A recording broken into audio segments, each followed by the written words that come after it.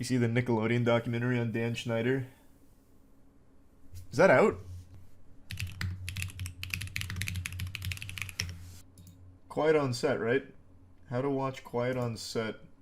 The documentary on the toxic culture behind Dan Schneider's Nickelodeon TV shows. Oh, it came out today. Or no, it comes out today. It's not out yet.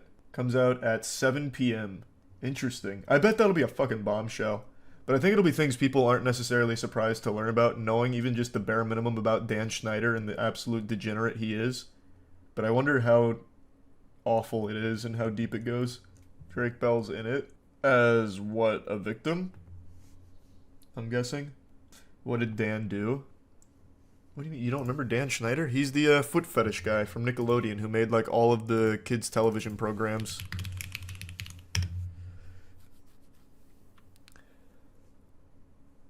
You don't remember him? Drake got essayed by a guy named Brian Peck. Huh? Brian Peck. Look it up. Didn't he get that girl from Zoe 101 pregnant, or was that just me? What? Did you get her pregnant? What are you saying? Or was that just me?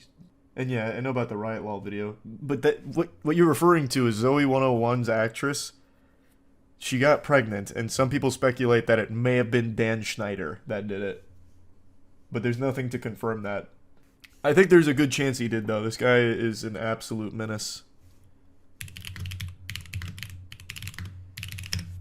So what's the homeowner's chaotic fight that you're talking about? The fuck Schneider do now? There's a documentary about him coming out. It's called, what did I just say? Quiet on Sets, that's it. It comes out tonight. So there's going to be a lot of new Dan Schneider information that hits the public sphere, I think. Has Dan faced any repercussions for being creepy? Nickelodeon let him go, but other than that, nothing legal. Is he still working with kids? I don't know what Dan Schneider's doing right now. I think he just retired. I think he just took his massive amounts of Nickelodeon money and vanished. In 2021, he revealed that he lost over 100 pounds. But other than that, nothing else is known about his time since being let go. Yeah, because they severed all ties with Schneider. So now he's just vanished. Ren and Stimpy's creator was on some super weird shit. Yeah, there's a great video on him from... Who is it?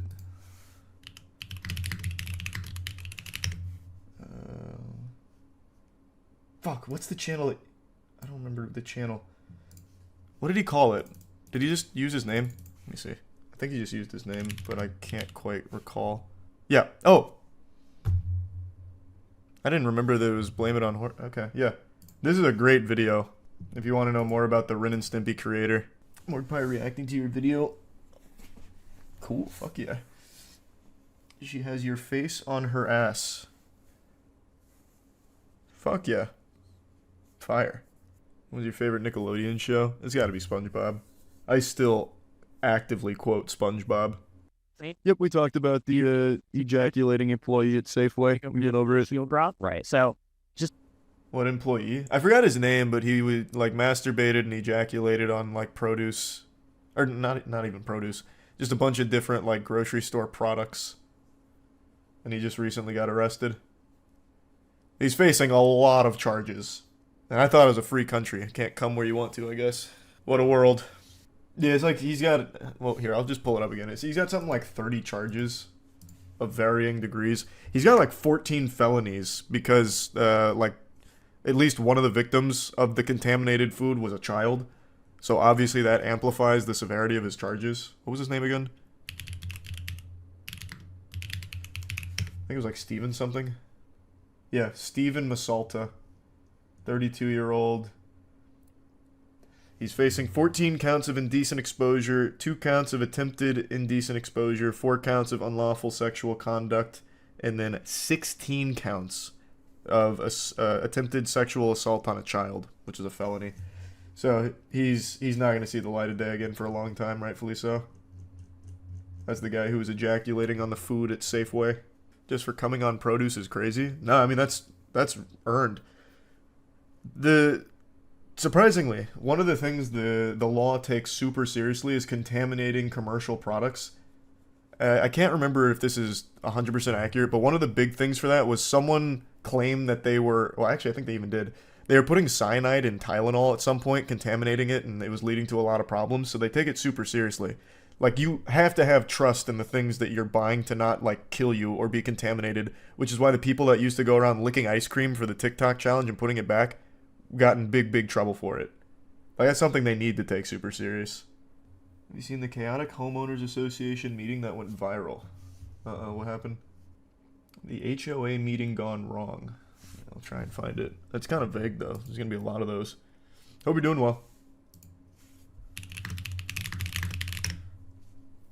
Oh my god, no, there's way too many videos of this. HOA drama sounds fun. I mean, I guess, yeah. It's kind of just lame most of the time. There's one, like, classic one where some guy, I don't even remember what he says, but he says something everyone disagrees with, and the entire, like, auditorium turns around and looks at him and just starts booing. And then some lady's like, "You need to get out," and he's like, "What? What?" Other than that, though, it's just kind of lame. Just a bunch of, like, senile geriatrics arguing about, like, the length of grass. What was he talking about? Maybe it comes up if I just type in "you need to leave." I think he said something racist. I don't remember. Oh, here it is.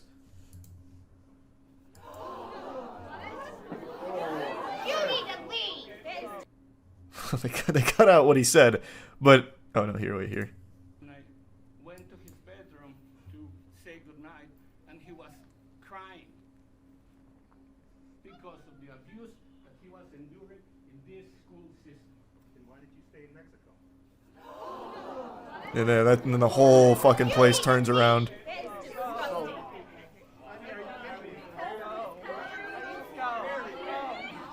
That's indicative of what these kids are experiencing. That's indicative of what our kids are experiencing. Comments like that. And that's, no, he's sharing this. But outside of, like, a couple of HOA, well, it's not an HOA meeting, that's a school board meeting, but it's kind of the same general atmosphere. Usually it's kind of low-key nonsense type shit. What did he say? Couldn't hear? It was pretty quiet. Here. Let me turn it up. Then why did you stay in Mexico? It's still super quiet. I don't know how to make it louder for you. Just look it up on your own and crank your speakers up to hear it. Have you heard that a star went supernova? Rare star explosion will be visible for a week. For the first time in 8 decades, a celestial phenomenon will grace our night sky, offering a once-in-a-lifetime chance to witness a star's brilliance with the naked eye during a dramatic explosion. This is hype.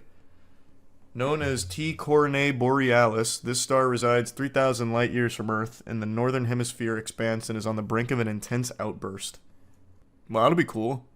The imminent outburst, classified as a nova, represents the rare astronomical event that unfolds roughly every century, happens when a white dwarf star comparable in size to the Sun but collapsed, and a red giant star, nearing the end of its life and expanding to about 74 times the Sun's size, venture too close to each other. Proximity dramatically raises the red giant surface temperature from about 4K to 5.8K degrees Fahrenheit to an astonishing 360K degrees Fahrenheit, prompting TCRB to expel its outer layers onto the white dwarf's surface. It's an enormous thermonuclear explosion. Holy shit. God, space is so cool. So where can we see it? Or rather, when? When's the date? Does it say? It said the exact time is uncertain, but do they have like a general ballpark estimate? So between now and September. Oh, okay, cool. Fire. Well, that's exciting.